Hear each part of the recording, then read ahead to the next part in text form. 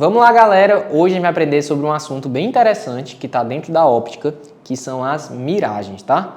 Arthur, o que é uma miragem? Será que você já viu uma miragem na sua vida? Pessoal, não sei se você já notou, mas em dias bem quentes, você está ali no asfalto, você está no carro, aí você olha para o asfalto lá na frente, você vê ele meio molhado, só que não está molhado, o dia está quente que só. Isso é uma miragem.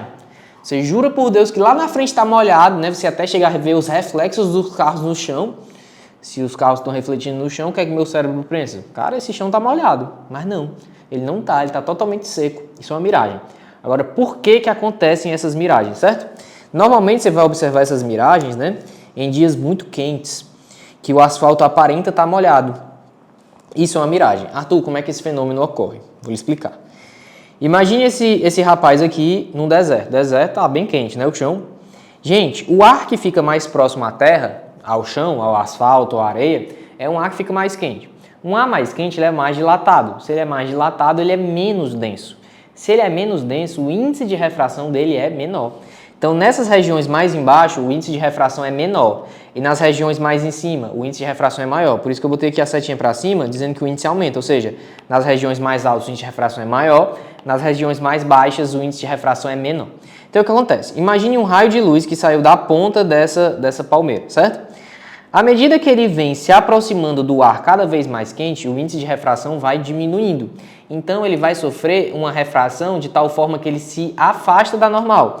Então, ele está aqui, ó, aí ele vai dar uma leve afastadinha. Quando ele passa para a próxima camada, uma outra afastada. Quando ele passa, ou seja, à medida que ele vem passando dos índices maiores para os menores, ele vai se afastando da normal. Chega um momento que esse raio está tão afastado da normal que o ângulo de incidência dele com a normal, que seria esse ângulo bem aqui, ó, que eu estou pintando de vermelho, esse ângulo com a normal, que é o ângulo de incidência, já superou o que a gente chama de ângulo limite. Vixe, Arthur, então esse raio de luz aqui se afastou tanto da normal, porque ele está indo para o índice de refração menor, que chegou um ponto que na hora que ele encostou aqui na superfície para sofrer a próxima refração, esse ângulo de incidência com a normal está muito grande, está maior do que o limite. Nesse momento que o ângulo de incidência está tão grande, porque ele já se afastou tanto da normal, ele vai sofrer o fenômeno que a gente chama de reflexão total. Então esse raio não vai mais refratar, ele vai apenas o quê? Refletir. Então quando ele refletir e chegar nos olhos desse observador, o que esse observador vai pensar? Rapaz, se esse raio chegou aqui em mim, nesse olho, ele não sabe que esse raio fez essa curva, ele não sabe que ele sofreu uma reflexão total. A gente acha que o raio vem em linha reta. Então se esse raio chegou aqui nos meus olhos, ó, se eu prolongo ele em linha reta, eu vou ter uma palmeira aqui, ó. Caramba, então o olho desse cara acha que o raio veio lá do chão, mas não veio. O raio veio lá de cima. Ou seja, como esse olho acha que o raio veio daqui, ele acha que a palmeira está aqui no chão. Então ele imagina que tem uma imagem da palmeira no chão. Mas pessoal, se eu imagino que tem uma imagem de uma palmeira no chão, eu acho que esse chão está o quê? Quando você se olha num rio, você não vê sua imagem lá dentro do lago? Porque tem água, né? Então se esse cara vê uma imagem de uma palmeira no chão, ele acha que esse chão aqui está molhado. Para estar uma imagem de uma palmeira lá no chão, é porque esse chão está lá molhado, né? E a água está refletindo na imagem. Mas não, esse chão está seco. O que ocorreu aqui foi a miragem. O raio veio, se afastou, teve um momento que o ângulo estava tão grande, sofreu reflexão total, que o cara jurou que o raio veio daqui, jurando que tem uma palmeira aqui no chão, uma imagem de uma palmeira no chão.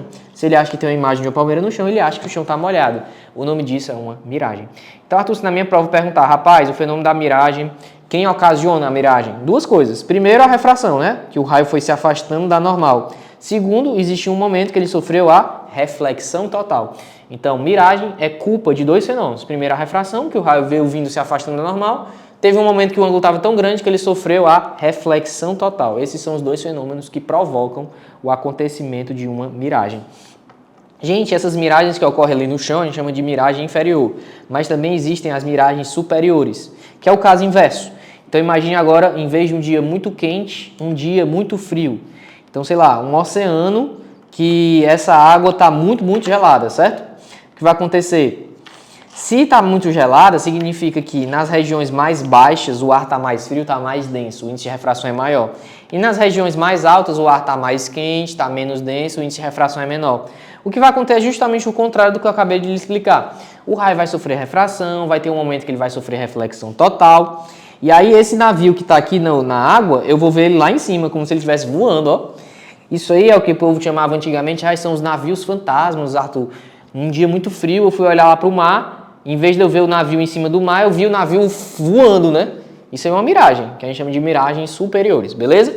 Mas se perguntar também quem ocasionou isso, foram refração, porque o raio foi sofrendo desvios, e reflexão total, beleza? E vamos aqui para um exemplo. Fala, é bastante comum ver uma região de asfalto que ela está aparentemente molhada, como eu expliquei, a miragem. As miragens, em determinados momentos dos dias que a temperatura é mais elevada. Quando os raios de luz se aproximam da região asfaltada, o que é que vai acontecer com eles? Gente, como eu falei, vamos supor aqui um asfalto e esse asfalto está muito quente. Você concorda que se esse asfalto está quente, esse ar próximo a ele está um ar bem quente? E, obviamente, o ar que está um pouquinho mais em cima está um pouquinho mais frio, não é? Pronto, o que foi que eu falei? O ar quente é mais dilatado, é menos denso, tem um índice de refração menor. Então, o índice de refração do ar quente é ligeiramente menor comparado com o ar frio. O ar frio é mais denso, tem um índice de refração maior. Lembra que índice de refração é a dificuldade que a luz encontra em se propagar em um meio. Se no ar quente o índice de refração é menor, a velocidade da luz vai ser o quê? Maior. Se no ar frio o índice de refração é maior, a velocidade da luz vai ser ligeiramente menor.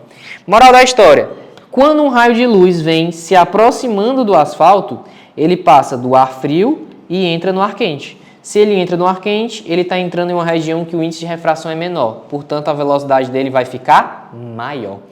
Então, a gente tem que procurar um item que fale isso. Vamos lá. A densidade do ar quente é menor que a do ar frio? É. Ele é menos denso, tanto que o índice de refração dele é menor. Que faz a velocidade diminuir? Errou.